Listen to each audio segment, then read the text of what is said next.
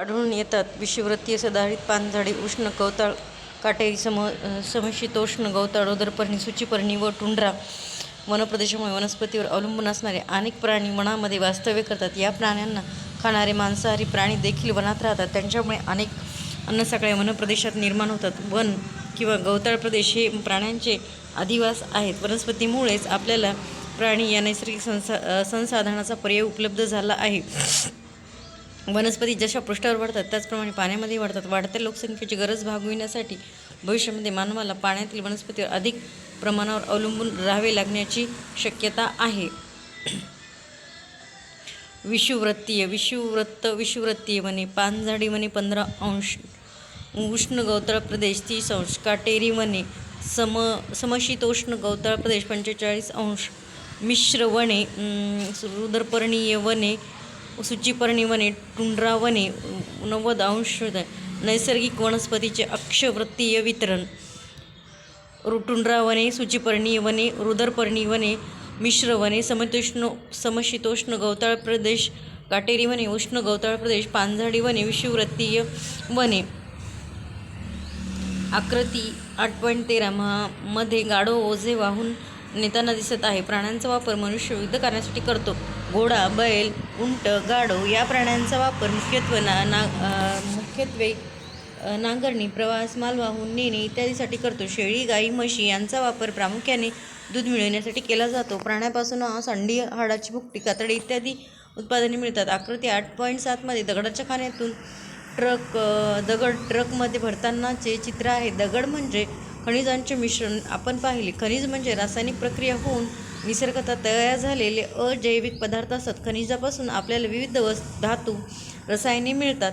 काही रसायनांचा उपयोग औषधे तयार करण्याकरता होतो, तर खनिजांच्या वापरावरून त्यांचे दोन प्रमुख प्रकार पडतात: धातू खनिजे, अधातू खनिजे. धातू खनिजांचा प्रामुख्याने विविध प्रकारचे धातू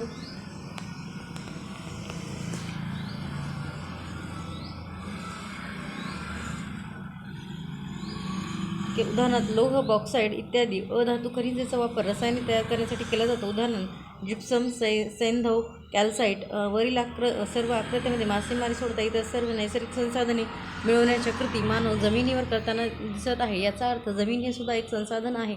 भूपृष्ठावरती जन्माला येणाऱ्या बहुतेक सजीवांची वाढ, वास्तव्य, मृत्यू जमिनीवरच होतात. जमिनी या संसाधनाला अनन्यसाधारण महत्त्व आहे. म्हणूनच या संसाधनाचा वापर वरील सर्व क्षेत्रातील वापरांशिवाय स्थावर मालमत्ता म्हणूनही केला जातो. यात जागा खरेदी, विक्री, मोक्याची जागा मिळवणे, बांधकाम करणे, व्यापारासाठी जागा वापरणे इत्यादी बाबींचा समावेश होतो. भौगोलिक रचना, उंच, सखलपणा, मृदा, हवामान, खनिजे, पायाची उपलब्धता, पाण्याची उपलब्धता यानुसार जमिनीचा वापर विविध कारणांसाठी केला जातो. पृथ्वीवर जमिनीचे प्रमाण 29.20% आहे. जमीन व हवामानाच्या वैशिष्ट्यानुसार जगाच्या विविध भागात विविध प्रकारचे सजीव कमी अधिक संख्येने आढळून येतात. मानवासह सर्व सजीवांचे वितरण असमान असते. जमिनीचा खडकाळपणा, तीव्र उतार, सपाट मैदाने, पर्वतीय प्रदेश, जंगलव्याप्त प्रदेश, नद्यांची खोरी, सागरी किनारे अशा विविध भौगोलिक परिस्थितींशी जुळवून घेताना सर्व सजीव राहतात. मानव मात्र आपल्या सोयीनुसार या परिस्थितीत बदल करण्याचा प्रयत्न करतो. नैसर्गिक संसाधने निसर्गात उपलब्ध असतात. या संसाधनांचा वापर प्रत्येक सजीव आपल्या गरजेप्रमाणे करत असतो. मानव त्याच्या बौद्धिक शक्तीच्या जोरावर अनेक नैसर्गिक संसाधने स्वतःसाठी वापरण्यास सुरुवात केली. पुढे लोकसंख्या वाढ व मानवाचा हव्यास या गोष्टीमुळे नैसर्गिक साधनांचा अतिरेकी वापर सुरू झाला. यातूनच निसर्गाचा समतोल ढाळण्यास सुरुवात झाली. याचाच अर्थ असा की मानवाने नैसर्गिक संसाधनांचा वापर आवश्यकतेनुसार व तारतम्याने करणे आवश्यक आहे.